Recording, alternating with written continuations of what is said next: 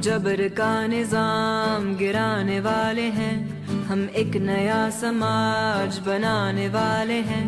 हम पिदर शाही राज गिराने वाले हैं, हम एक नया समाज बनाने वाले हैं। हम इनकलाब हैं, हम इनकलाब हैं, हम इनकलाब हैं, हम इनकलाब हैं। हम किसी की जागीर नहीं, इनकलाब हैं। हम जुल्म की तस्वीर नहीं, इनकलाब हैं।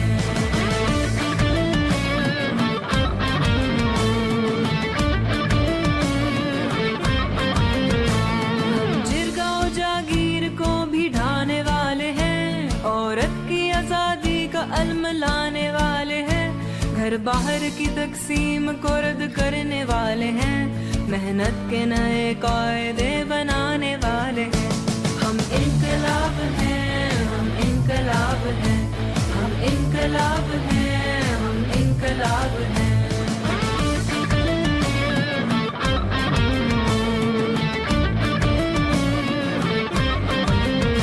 हम जबर और तशद्दुद से भी अब लड़ने वाले हैं, नया निसाब इश्क भी बनाने वाले हैं।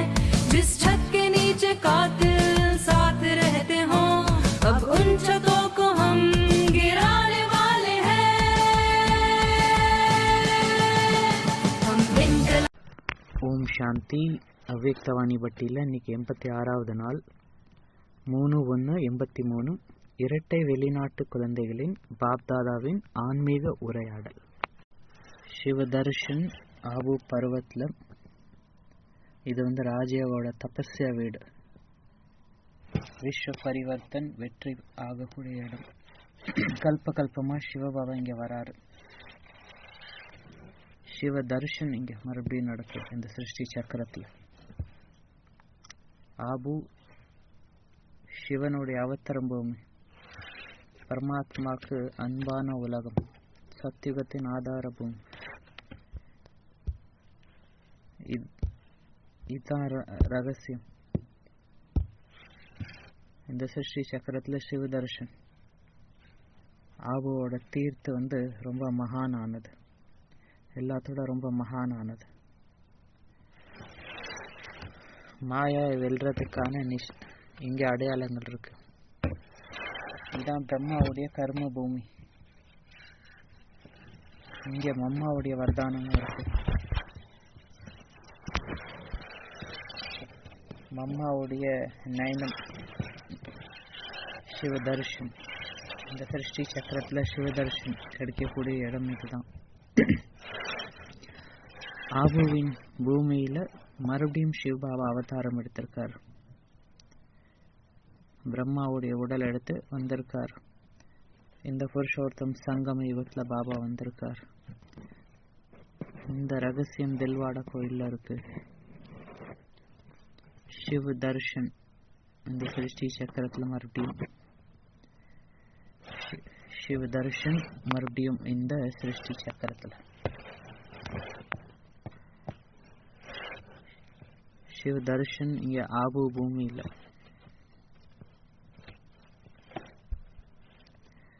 இந்த பிரத்யக்ஷாவின் கிரணங்கள் இங்கே அப்பா வீட்டில இருந்து முழு உலகத்திலையும் பரவும். மகா தீர்த்த ஆயிடும். இது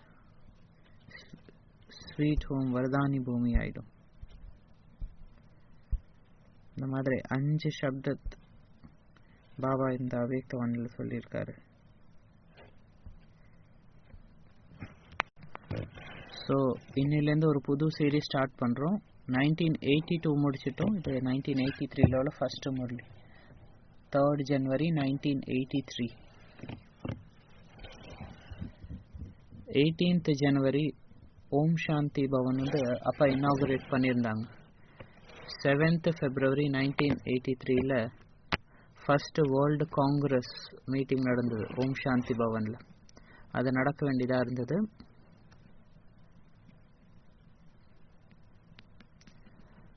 பாபா குழந்தைங்களை அந்த மீட்டிங்காக, அந்த காங்கிரஸ் மீட்டிங்காக ரெடி பண்ணிட்டு இருக்காரு. அந்த கான்ஃபரன்ஸ்க்காக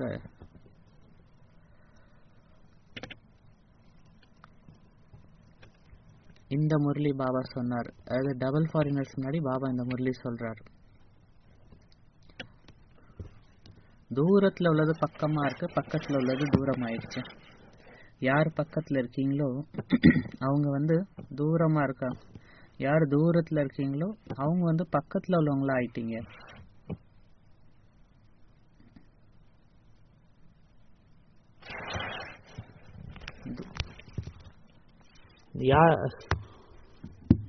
எந்த சொந்தக்காரங்க தூரத்துல இருக்காங்களோ அவங்க ரொம்ப ரெஸ்பெக்ட் இருக்கும் அவங்க மேல. பக்கத்துலயே ஒருத்தவங்க இருக்காங்கன்னா அவங்க மேல அவ்வளவு ரெஸ்பெக்ட், அன்பு இருக்காது.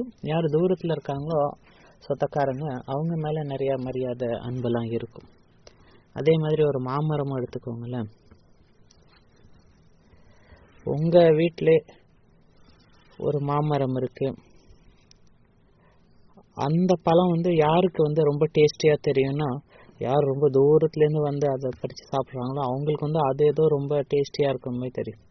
அங்கே உள்ளவங்களுக்கு அது அவ்வளவு டேஸ்டியா இருக்குமே தெரியாது. அதே மாதிரிதான் சில நேரத்துல என்ன ஆகும்னு பாத்தீங்கன்னா, ஃபெமிலியாரிட்டி ஒரு தவறான விஷயம். யாரெல்லாம் கங்கா கரை பக்கத்துல இருக்காங்களோ அவங்களுக்கு அது எதுவும் இம்பார்ட்டண்டா தெரியாது. ஆனா யாரு ரொம்ப தூரத்துல இருந்து அந்த கங்கையில குளிக்கிறதுக்காக வராங்களோ அவங்களுக்கு அது ரொம்ப பெரிய விஷயமா தெரியும். அவங்களுக்கு அவங்க வாழ்க்கையில கங்கா ரொம்ப இம்பார்ட்டண்டா தெரியும். ஸோ அதான் பாபா சொல்றாரு, நீங்க தூரத்துல இருக்கீங்க, ஆனா பக்கத்துல இருக்கீங்க பாபாக்கு. ஆனா யாரு இங்க ஆபூலே இருக்காங்களோ அவங்க ரொம்ப தூரத்துல இருக்காங்க. இந்த பூமியிலே நீங்க டபுள் ஃபாரினர், வெளிநாட்டுல பிறப்பெடுத்தாலும் அந்த தந்தைய புரிஞ்சுக்கிட்டீங்க. அதனால இதுல ஒரு பெரிய ஒரு மாற்றம் பண்ணிருக்கீங்க. நீங்க என்னெல்லாம் கொடுத்திருக்கீங்க, என்னத்தை தியாகம் பண்ணீங்க, என்னெல்லாம் கிடைச்சிருக்கு. இன்னைக்கு இது மேல சிந்தன் பண்ணுங்க. பாபா என்ன சொல்றாருன்னா, நீங்க ரொம்ப புத்திசாலியான பிசினஸ் மேன், நல்ல ஸ்மார்ட்டான பிசினஸ் மேன். ஏன்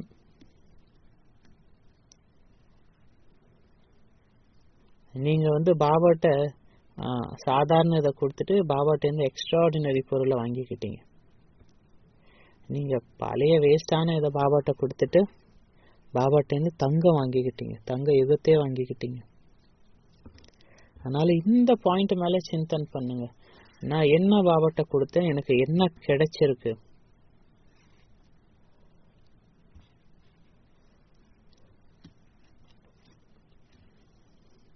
நான் என்னத்தை தூக்கி போட்டேன், வேஸ்ட தான் தூக்கி போட்டேன், நெகட்டிவ தான் தூக்கி போட்டேன். எதுக்குமே பிரயோஜனம் இல்லையோ அந்த விஷயங்கள் எல்லாம் கொடுத்துட்டேன். அன்ஹெல்தி ஃபுட்டை கொடுத்துட்டேன். எனக்கு என்ன கிடைச்சது, ஹெல்த், நல்ல ஆரோக்கியம் கிடைச்சது. அதனால இத பத்தி நீங்க சிந்தன் பண்ணும் இன்னைக்கு முழு நாளும். இங்க ஒரு சார்ட் ஒன்று கொடுக்குறோம். அதுல 7 பாயிண்ட்ஸ் இருக்கு. எதை நம்ம பின்னாடி விட்டோம் அதை பத்தி சிந்தனை பண்ணி பாருங்க. ரெண்டாவது கொஸ்டின் என்ன நான் அடைஞ்சேன்.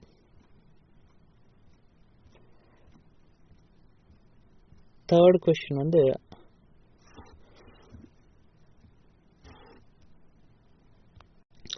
மூணாவது தியாகத்தின் மூலியமா எனக்கு என்ன அனுபவம் ஆச்சு. நாலாவது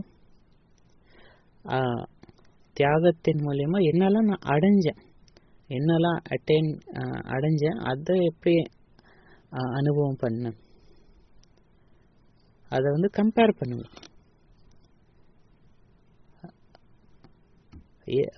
ஒரு விஷயத்தை விட்டதுனால, தியாகம் பண்ணதுனால நான் என்னத்தை அடைஞ்சேன், அது மூலியமா நான் எப்படி சந்தோஷமா இருக்கேன், அது கம்பேர் பண்ணு.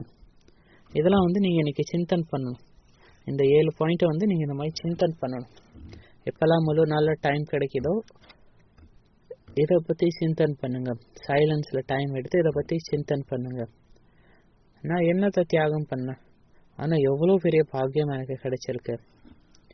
இல்லை இன்னும் நான் எதெல்லாம் தியாகம் பண்ண வேண்டியது இருக்கு, ஏன் இன்னும் அதை நான் ஏன் பிடிச்சி வச்சிட்ருக்கேன், ஏன் தேவையில்லாத வெறுப்பு இதெல்லாம் பிடிச்சி வச்சிட்ருக்கேன், வேஸ்ட் இதை நான் ஏன் பிடிச்சி வச்சிட்ருக்கேன்.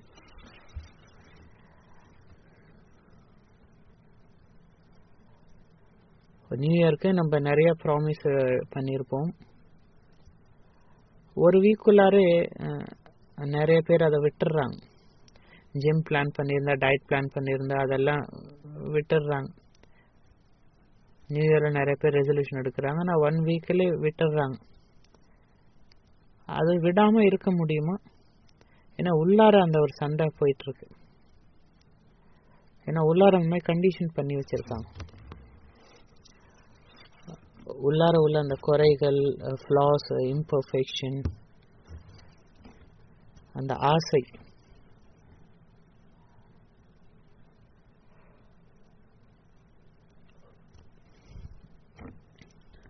அந்த ஒரு இச்சா,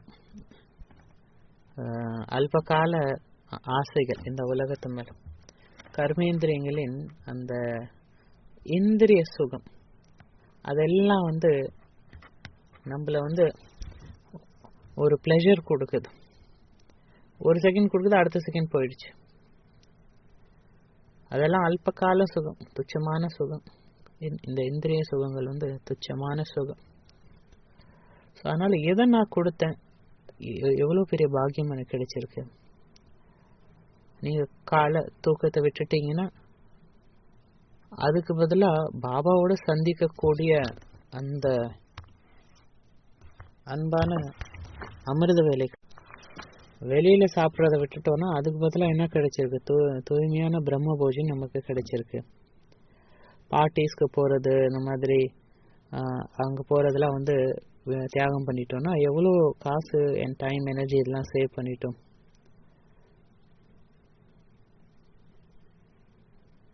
சும்மா மற்றவங்க வீட்டுக்கு போறது,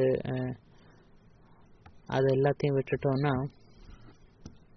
அதுக்கு பதிலாக என்ன கிடைச்சது, அதுக்கு பதிலாக நீங்க சைலண்ட் இன்ஃப்ளூயன்சர் ஆயிட்டீங்க.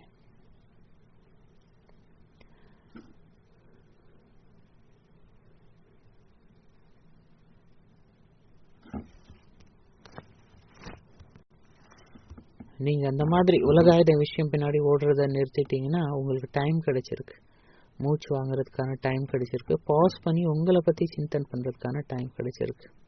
எதுக்காக நான் ஓடிட்டு இருந்தேன்? ஒரு பெரிய காஸ்ட்லியான கார், ஃபெராரி மாதிரி கார் இருந்தா கூட அதுவும் நிக்க வேண்டியதா இருக்கு. எதுக்குன்னா அதுல ஃபியூல் ஃபில் பண்ணணும். அதே மாதிரி நம்ம அந்த அகங்காரத்தை விட்டுட்டோம்னா, ஞானத்திலே ஒரு ஞானத்தோட அகங்காரத்தை விட்டுட்டோம்னா நம்ம நல்ல ஒரு காட்லி ஸ்டூடெண்ட் ஆயிடுறோம். அந்த மாதிரி வளவலன்னு பேசுறத விட்டுட்டோம்னா இப்ப நம்ம கேட்கறது மேல இம்பார்ட்டன்ஸ் கொடுத்தோம். லைஃப் ஒரு முரளி மாதிரி.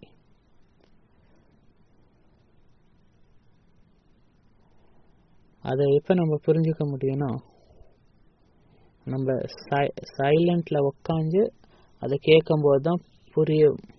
சைலண்ட்ல உட்காந்து அதை பத்தி டீப்பா சிந்தனை பண்ணணும், அப்பதான் அதை புரிஞ்சுக்க முடியும்.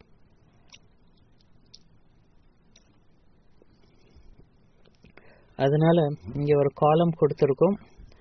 நான் என்னெல்லாம் விட்டுருக்கேன், அதுக்கு பதிலாக எனக்கு என்ன கிடைச்சது.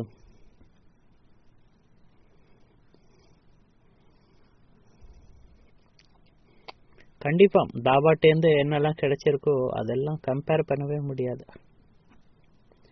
என்ன கிடைச்சிருக்கு பாபாட்டேருந்து, எவ்வளவு மகான் பாக்கியம் கிடைச்சிருக்கு. ஒரு விஷயத்தை நம்ம தியாகம் பண்றோம்னா நம்ம என்ன ஃபீல் பண்றோம்? ஏதோ இழந்துட்டோன்னு ஃபீல் பண்றோமா, இல்ல எவ்வளவு பெரிய பாக்கியம் கிடைச்சிருக்கு அந்த மாதிரி ஃபீல் பண்றோமா? இத பத்தி சிந்தனை பண்ணி பாருங்க.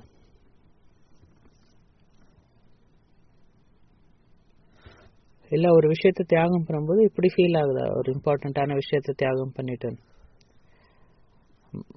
பாபாட்டேன்னு கிடைச்ச பிராப்திகளோட இம்பார்ட்டன்ஸ் என்ன, பாபாட்டேருந்து கிடைச்ச குணங்கள், சக்திகள், எவ்வளோக்கு எவ்வளோ ஆன்மீக படி ஏறிட்டு போகிறோமோ புது புது ரியலைசேஷன், புது புது எக்ஸ்பீரியன்ஸ் நம்மள்கிட்ட வரும். ஆட்டோமேட்டிக்காக அது வர ஆரம்பிக்கும். இதெல்லாம் கம்பேர் பண்ணி பாருங்க. இந்த கம்பேர் பண்ணி பார்க்கறது ரொம்ப இம்பார்ட்டன்ட். இந்த பயணத்துல நம்ம இருக்கணும்னா, இந்த ஆன்மீக பயணத்துல இருக்கணும்னா, இந்த ஆன்மீக பயணம் நிரந்தரமா இருக்கணும்னா நீங்க கம்பேர் பண்ணிக்கிட்டே இருக்கணும். முன்னாடி நான் என்ன இருந்தேன், இப்ப நான் என்ன இருந்தேன், அதை கம்பேர் பண்ணிக்கிட்டே இருக்கணும்.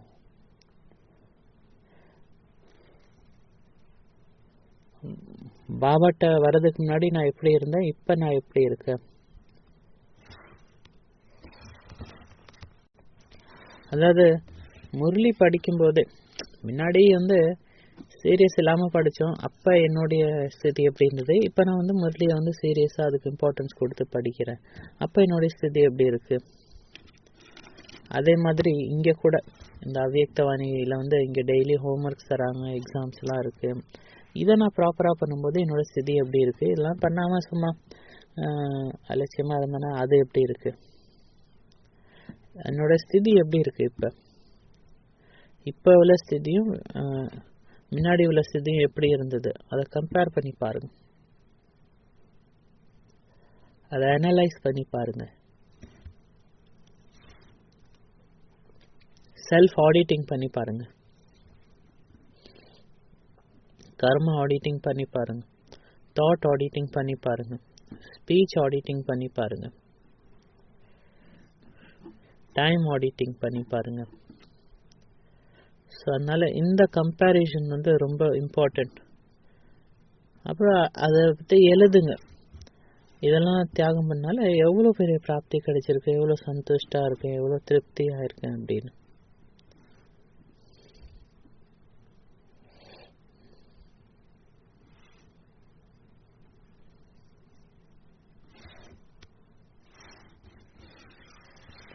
இப்போ ஏதோ ஒரு விஷயத்த நான் தியாகம் பண்றேன், அதுக்கப்புறம் எனக்கு எப்படி ஃபீல் ஆகுது, ஒரு நிம்மதி, ஒரு திருப்தி, ஒரு ஃபுல்ஃபில்மெண்ட் மாதிரி ஃபீல் ஆகுதா, இல்லை ஏதோ லாஸ் ஆன மாதிரி ஃபீல் ஆகுதா. அந்த தியாகம் எதுனாலும் இருக்கலாம். ஒரு பொருளா இருக்கலாம், இல்லை ஏதோ ஒரு சம்பந்தமா இருக்கலாம், வேஸ்ட்ஃபுல் ரிலேஷன்ஷிப்பா இருக்கலாம். அதனால எந்த பிரயோஜனமும் இல்லை நமக்கு, நம்ம லைஃப்ல எந்த பிரயோஜனமும் இல்லை. அந்த மாதிரி ஏதோ ஒரு சம்பந்தம் வச்சிருக்கோம், ஏதோ ஒரு ரிலேஷன், வேஸ்டா ஒரு ரிலேஷன் வச்சிருக்கோம், அதனால டிஸ்டர்பன்ஸ் தான் ஆகுது, எந்த ஒரு பிரயோஜனமும் இல்லை.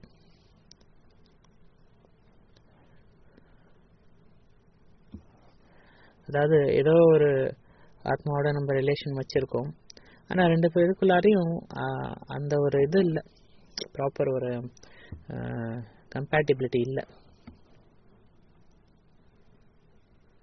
இந்த மாதிரி வேஸ்ட் ரிலேஷன் வச்சிருக்கேன்னா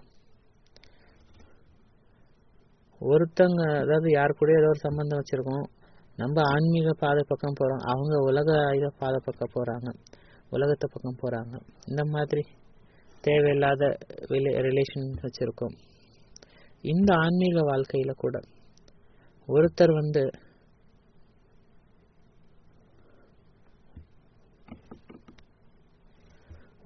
ரொம்ப ஃபாஸ்டா போறாரு, இன்னொருத்தர் ரொம்பவே ஸ்லோவா போறாரு.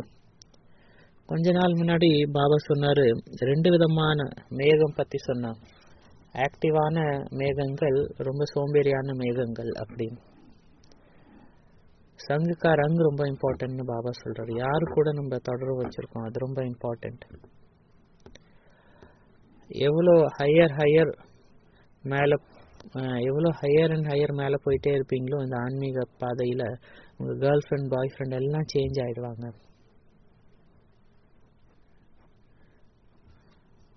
நீங்க அதுக்கப்புறம் பழைய உங்களுடைய ஃப்ரெண்ட்ஸ் வச்சுக்க முடியாது.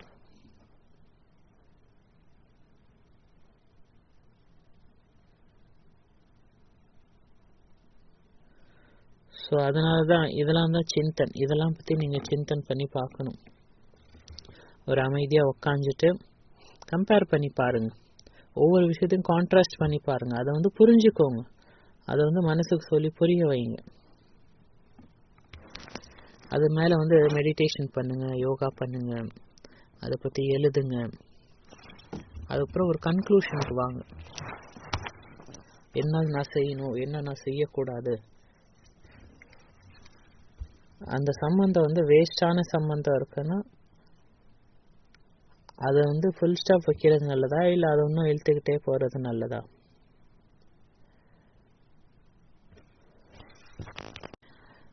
ஒரு எம்டினஸோட இருக்கிறதா, இல்லை என்ன பண்ணணும் இந்த சம்பந்தத்தை? ஸோ அதனால இன்னைக்கு முள்ளிலேருந்து ஃபர்ஸ்ட் ஹோம்ஒர்க் எக்ஸசைஸ் இதுதான். ரெண்டாவது விஷயம் பாபா இந்த முள்ளியில் என்ன சொல்றாருன்னா, மவுண்ட் அபுக்காக 3 வார்த்தை சொல்லியிருக்காரு. இந்த ஆபு வந்து லைட் ஹவுஸ் ஆயிடும் உலகத்துக்கு, இந்த ஆபு வந்து மகா தீர்த்த ஆயிடும்.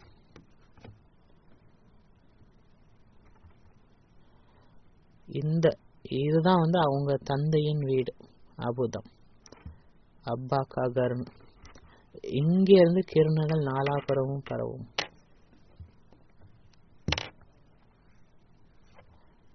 இது வந்து ஆன்மீகத்தின் ஒரு சென்டர் ஆயிடும், இது வந்து மெடிடேஷனுக்கான ஒரு சென்டர் ஆயிடும், மத்திய புள்ளி ஆயிடும்.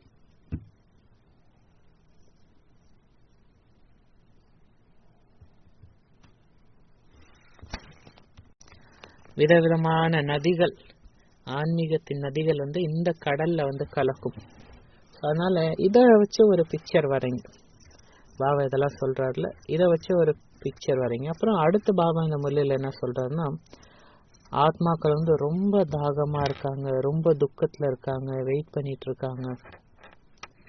அவங்க எல்லாரும் ஒரு துக்கத்துல இருக்காங்க, டென்ஷன்ல இருக்காங்க, ஒரு கவலையில, ஏதோ ஒரு சுமையில இருக்காங்க, ஒரு வலியில இருக்காங்க, ஒரு துக்கத்துல இருக்காங்க, ஒரு ட்ராமால இருக்காங்க, ரொம்ப ஹெவியா இருக்காங்க, ரொம்ப அழுகுறாங்க, துக்கத்துல கதறாங்க, துடிக்கிறாங்க. பக்தர்கள் வந்து துடிக்கிறாங்க, பக்தர்கள் ஆகட்டும், மகாவீர் ஆகட்டும். அவங்க என்ன விரும்புறாங்க? அவங்க வந்து நம்மளதான் ஆவான் பண்றாங்க, வாங்க வந்து எங்களை வந்து இந்த துக்கத்திலேருந்து விடுவீங்க.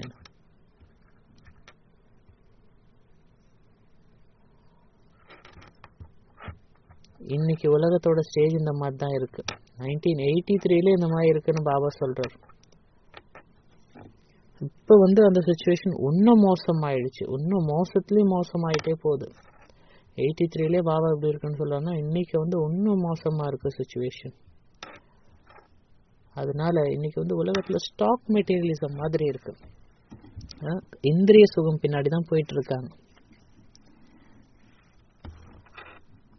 அது என்ன பண்ணுது, இன்னும் நம்மள ஃப்ரஸ்ட்ரேட் பண்ணிட்டு தான் இருக்கு. பேரு புகழுக்கான ஆசை, இதெல்லாம் என்ன கொடுக்கும்? ஒன்னும் இல்லை. இந்திரிய சுகம் வந்து ஒன்னும் தான் ஃப்ரஸ்ட்ரேஷன் கொடுக்குது. உலகத்துல வந்து கட் த்ரோட் காம்படிஷன் இருக்கு, போட்டி பொறாமை, இதுதான் இன்னைக்கு உலகத்துல இருக்கு. இந்த பேரு புகழுக்காக உள்ள ஆசை, அது வந்து நம்மள வந்து டிஸ்டர்பா தான் வச்சுக்குது. அது வந்து நம்மள ஒரு ஸ்திரமான ஸ்டேஜ்ல வைக்க மாட்டேங்குது.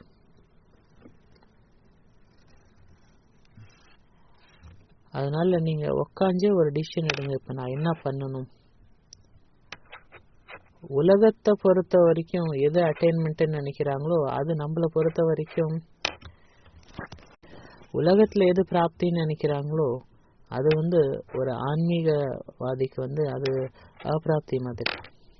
உலகத்துல எது அப்பிராப்தின்னு நினைக்கிறாங்களோ நமக்கு ஆன்மீகவாதிக்கு வந்து அது பிராப்தி மாதிரி.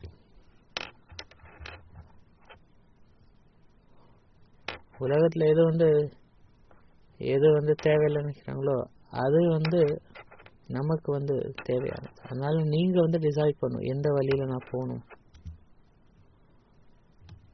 வேர்ல்ட் அவேர்னஸ் ப்ராஜெக்ட்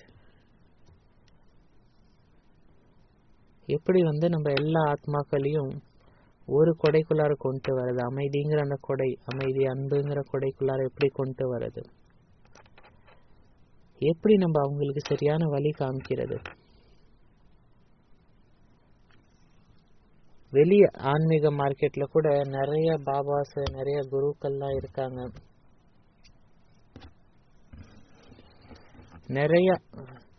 நிறைய ஆன்மீக விஷயங்கள் விற்கிறாங்க வெளி உலகத்துல. ஆனா இருந்தாலும் கன்ஃபியூஷன், குழப்பங்கள் தான். எப்படி நம்ம அவங்க எல்லாரையும் திரும்பி கொண்டு வரலாம், அதை பத்தி நம்ம சிந்தனை பண்ணணும். இது ஒரு கிரேட் ப்ராஜெக்ட். இதை பத்தி நம்ம சிந்திக்கணும், பிளான் பண்ணணும், அதை அப்புறம் ஆக்ஷன்ல கொண்டு வரணும். 3வது விஷயங்கள் டபுள் ஃபார்மர் சொல்றாங்க. டபுள் ஃபார்மர்ஸை பார்த்து பாபா சொல்றாரு, அவங்களோட ஸ்பீடு நல்லா இருக்கு. அவங்க ஒரு விஷயம் பண்ணணும்னு நினைச்சா ஸ்பீடா செஞ்சிடறாங்க. ஆனா என்ன ஆகுது, இன்னொரு பக்கம் ஏதோ ஒரு சின்னதா தடை வந்தா ரொம்ப பயந்துடுறாங்க, கவலைப்படுறாங்க. ஆப்ஸ்டக்கல் ஒரு ஜிம் ட்ரெயினர் மாதிரி. விக்னங்கள் ஜிம் ட்ரெயினர். அவங்க நம்ம லைஃப்ல எக்ஸ்ட்ரா வெயிட் போடுறாங்க. எதுக்குன்னா இன்னும் ஸ்ட்ராங் ஆக்கதான், இன்னும் நம்மள ஸ்ட்ராங் ஆக்கதான். அவங்க நம்மள இன்னும் ஸ்ட்ராங் ஆக்க நினைக்கிறாங்க. நம்ம பவரை இன்க்ரீஸ் பண்ணணும். எப்ப நம்ம டயர்ட் ஆயிட்டோம், தூங்கணும்னு நினைக்கிறோமோ, அதாவது நீங்க டயர்டாகி கீழே விழுந்துடுறீங்க, அப்போ அவர் சொல்றாரு இல்ல இன்னும் ஒரு இது பண்ணுங்க அப்படின்னு.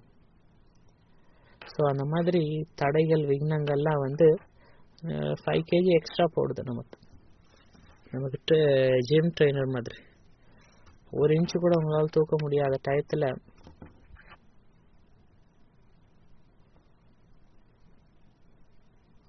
அந்த தடைகள் நம்மள அந்த மாதிரி பண்ணுது. ஸோ அப்போ இதெல்லாம் நம்ம கத்துக்கணும். இன்னைக்கு முரளியில பாபா இதெல்லாம் பத்தி தான் சொல்றாரு. ஸோ அடுத்து இன்னைக்கு உள்ள முரளியிலேருந்து சில இம்பார்ட்டண்ட்டான பாயிண்ட்ஸ். இதுல பாபா என்ன சொல்றாருன்னா, எல்லா குழந்தைங்களும் தூரத்துல உங்களுடைய உண்மையான வீட்டுக்கு சேர்ந்துட்டீங்க. இங்க எல்லா பிராப்தியும் அனுபவம் ஆகும். இது கேட்கும்போது நீங்களும் மனசால மதுபனுக்கு வந்துருங்க. இங்க ஃபீல் பண்ணுங்க, எனக்கு எல்லா பிராப்தியும் அனுபவம் ஆகுது அப்படின்னு. இங்க மதுபன்ல எனக்கு எல்லா பிராப்தியின் வரதானம் கிடைக்குது. அந்த மாதிரி வரதான பூமியில வரதாத்தா தந்தைய சந்திக்க வந்திருக்கீங்க. அடுத்த பாபா சொல்றாரு, ஒரு இதை நம்ம தியாகம் பண்ணோம், பதம் கோடி மடங்கு பாபா டைம் நமக்கு கிடைச்சிருக்கு. அதை பத்தி சிந்தனை பண்ணி பாருங்க. இப்ப எல்லா பிராமணருக்கும் ஒரே சங்கல்பம் தான் இருக்கு. அதாவது பிராமணர்கள் நீங்க வெற்றி அடையணும்னா எல்லாருக்கும் ஒரே சங்கல்பம் தான் இருக்கணும். எல்லாரோட சகயோகம் தேவை. ஏன்னா ஒரு பில்டிங்ல ஒரு கல் நடுப்பர்ல இருந்து ஒரு கல் வீக்காய் எடுத்துட்டா கூட அந்த முழு பில்டிங்கே ஆட ஆரம்பிச்சிடும். அதனால இங்க சின்னவங்களா இருக்கலாம், பெரியவங்களா இருக்கலாம், புதுசா வர குழந்தைங்களா இருக்கலாம், எல்லாருமே ரொம்ப இம்பார்ட்டன்ட் இந்த இதுல. அப்ப நீங்க எல்லாரும் ஒரே சங்கல்பம் பண்ணி அதுல வெற்றி அடைங்க. எல்லாரோட மனசுல இருந்து இந்த ஒரு வார்த்தை தான் வரணும், இது என்னுடைய பொறுப்பு, பாபா எனக்கு இந்த பொறுப்பு கொடுத்துருக்காரு அப்படின்னு நீங்க எல்லார் மனசுல இருந்தும் அந்த மாதிரி வரணும். இப்ப எல்லா பக்த ஆத்மாக்களும் தன்னுடைய பூஜை ஆத்மாவை அவங்கள அடையணும்னு ரொம்ப பூஜை பண்றாங்க. அவங்க என்ன வெயிட் பண்றாங்க உங்களுக்காக. எங்க பூஜை ஆத்மா தேவாத்மா எங்க எல்லாரையும் கூட்டிட்டு போவாங்க, எங்களை இந்த துக்க விகாரத்துல இருந்து எழுப்பி கூட்டிட்டு போவாங்க அப்படின்னு அவங்க காத்துட்டு இருக்காங்க. பாபாக்கு சமமா ஆகக்கூடியவங்க சதா அவருடைய சொரூபமா இருப்பாங்க, நினைவின் சொரூபமா இருப்பாங்க, எல்லா குணங்களின் சொரூபமா இருப்பாங்க, எல்லா சக்திகளின் சொரூபமா இருப்பாங்க. சொரூபத்தின் அர்த்தமே என்னன்னா நம்மளுடைய ரூபமே அந்த மாதிரி மாறிடணும்.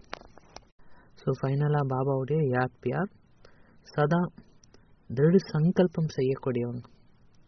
சஃபல்தா என்னுடைய ஜென்மசித் அதிகார், பிறப்பு உரிமை, இந்த விஷயத்த பிராக்டிக்கல்ல கொண்டு வரக்கூடியவங்க. சதா உங்களுடைய சிரேஷ்ட பாகியத்தை உங்க நினைவுல வச்சு சமர்த் சக்திசாலி ஆகக்கூடியவங்க, சக்திசாலியா இருக்கக்கூடியவங்க. உங்களுடைய விசேஷத்தாவை சதா காரியத்துல ஈடுபடுத்தக்கூடியவங்க. சதா ஒவ்வொரு காரியத்திலும் இது பாபாவுடைய காரியமும் அதான் என்னுடைய காரியம், அந்த மாதிரி அனுபவம் பண்ணக்கூடியவங்க. எந்த காரியம் செஞ்சாலும் எல்லா காரியத்திலும் பேஹத் ஸ்திதியில் நிலைச்சிருக்கக்கூடிய விஷால புத்தி குழந்தைங்களுக்கு பாப்தாதாவின் அன்பு நினைவுகள். நமஸ்காரம். ஓம் சாந்தி.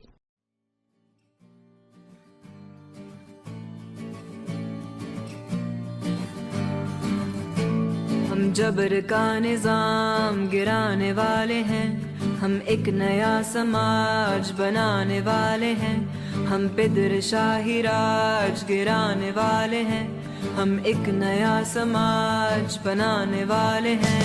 हम इनकलाब हैं, हम इनकलाब हैं, हम इनकलाब हैं, हम इनकलाब हैं, हम किसी की जागीर नहीं, इनकलाब हैं, हम जुल्म की तस्वीर नहीं, इनकलाब हैं।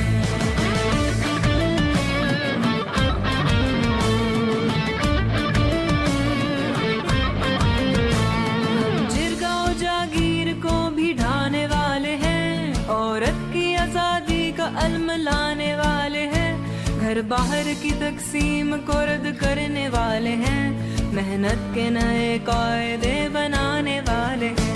हम इनकलाब हैं, हम इनकलाब हैं, हम इनकलाब हैं, हम इनकलाब हैं।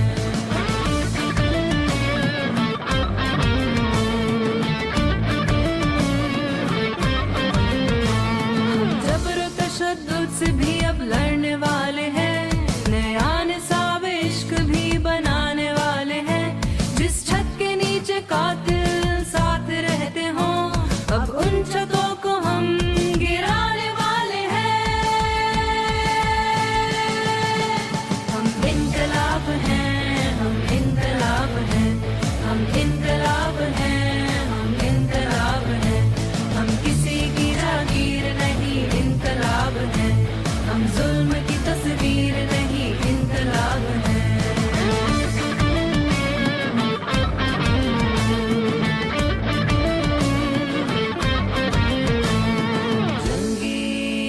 इत्तेसाद को गिराने वाले हैं, इल्मोमन कभी